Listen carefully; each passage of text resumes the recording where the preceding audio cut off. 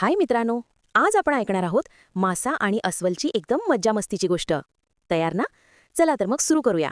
आणि हो, व्हिडिओ आवडला तर लाईक आणि सबस्क्राईब करायला विसरू नका. अस्वलाने आपले घर सजविले. त्याला काही मासे पकडायचे होते, जे घरात सुंदर दिसतील. त्याने मासे पकडायचा गळ उचलला आणि तो तळ्यावर मासे पकडण्यासाठी गेला. त्याने गळाला गवत लावले आणि तो गळ त्याने पाण्यात टाकला.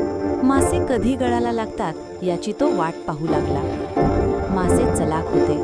त्यांनी गळाला चिखलात अडकवून टाकले. अस्वलाला वाटले की गळाला मासा लागला.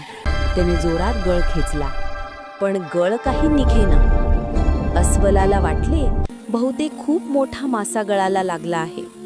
त्याने आणखी जोर लावला, पण त्याची काठीच तुटून गेली. अस्वलाला खूप राग आला. तो घरी गेला आणि जाळे घेऊन परत आला. त्याने जाळे पाण्यात टाकले, जाळेच कापून टाकले. अस्वलाला राग आला. त्याने विचार केला की माशानं चांगली अद्दल घडवायला हवी. आता मी स्वतः जाऊन मासे पकडतो. त्याने तलावात उडी मारली.